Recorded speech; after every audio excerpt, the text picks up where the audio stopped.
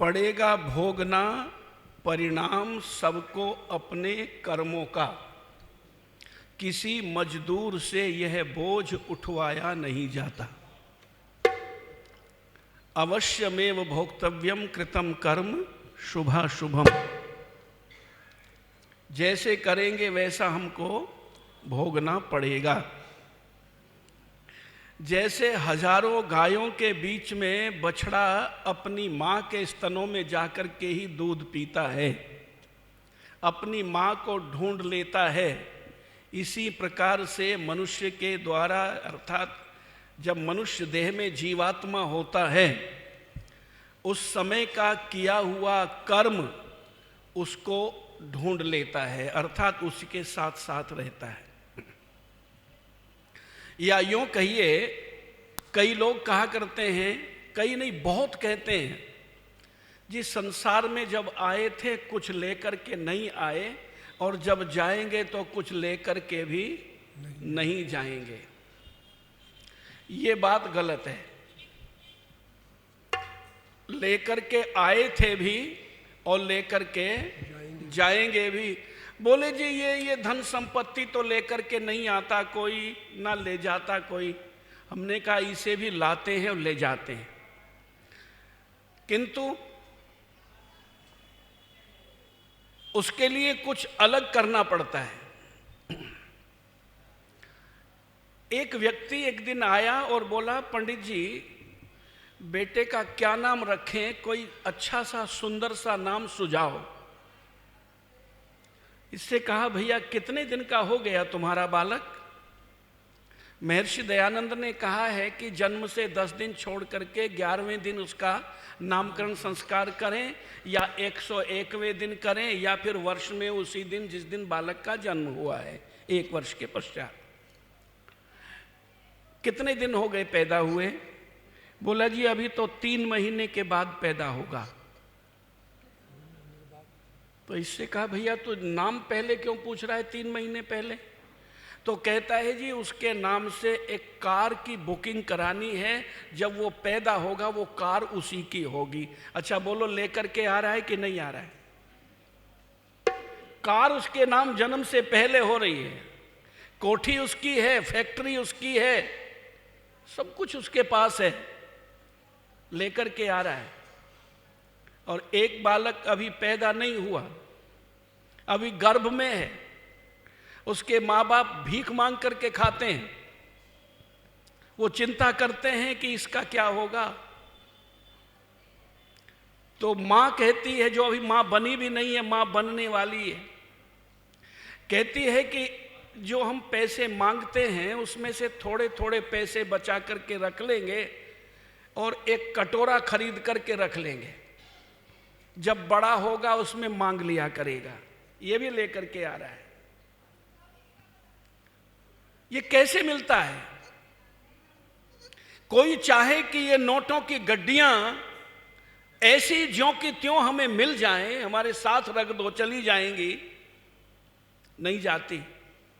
यहां का ये कोठी बंगला भी ऐसे नहीं जाता, लेकिन फिर भी कैसे प्राप्त हो रहा है?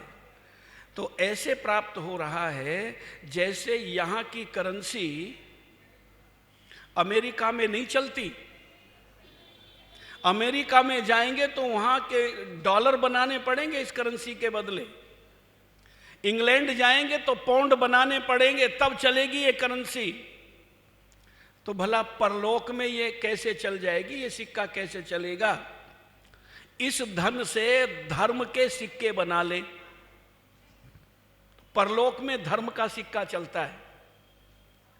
इसलिए निवेदन करना चाहता हूं कि हम सब आए हैं संसार में तो अपने किए हुए कर्मों के संस्कार लेकर के आए हैं।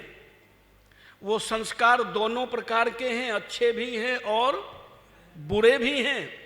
जिनके अनुकूल वातावरण मिलता है वो संस्कार जागते हैं, जिनके अनुकूल वातावरण नहीं मिलता वो दबे पड़े रहते हैं। इसलिए सत्संग से अच्छे संस्कार जागते हैं और कुसंग से बुरे संस्कार जागते हैं। संसार में अच्छे संस्कार जागते हैं तो मनुष्य अच्छे कर्म करता है और अच्छे कर्मों का फल सुख मिलता है। और यदि कुसंग में जाता है तो कुसंग में जाकर के बुरे कर्म करता है, क्योंकि बुरे संस्कार जागते हैं और बुरे कर्मों का फल हमेशा दुख ही मिलता है। कभी भी बुरे कर्म का फल सुख नहीं हो सकता।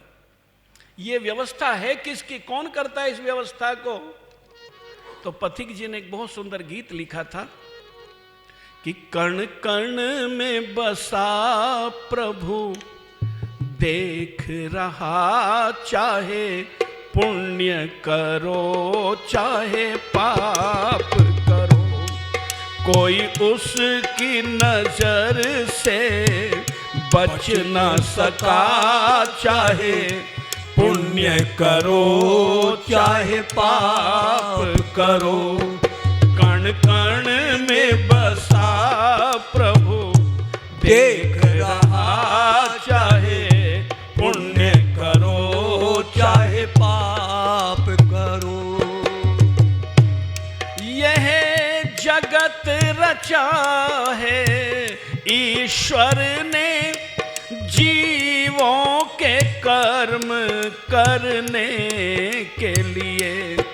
यह जगत रचा है ईश्वर ने जीवों के कर्म करने के लिए। कुछ कर्म नए करने के लिए पहले जो किए भरने के लिए। यह आवागमन का चक्र चला, चाहे पुण्य करो चाहे पाप करो। कण कण में बसा प्रभु देख रहा, चाहे पुण्य करो चाहे पाप करो।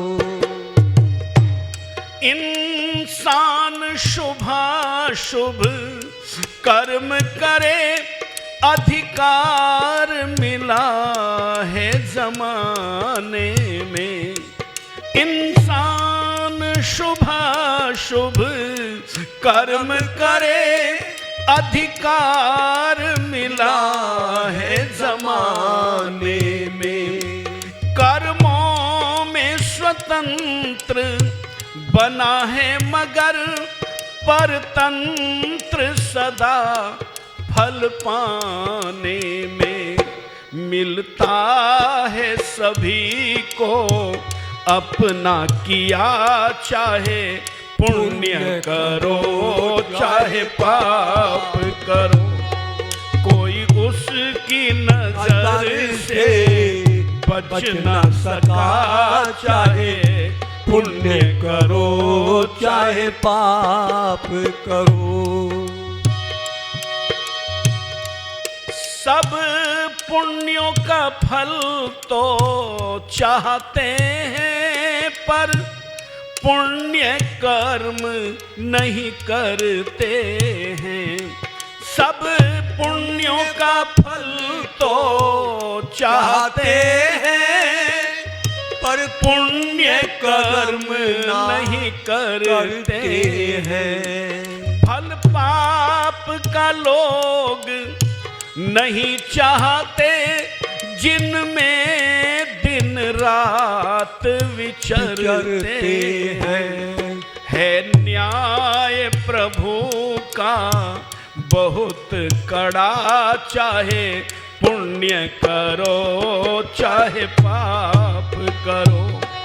कण कण में बसा प्रभु देख रहा, चाहे पुण्य करो चाहे पाप करो।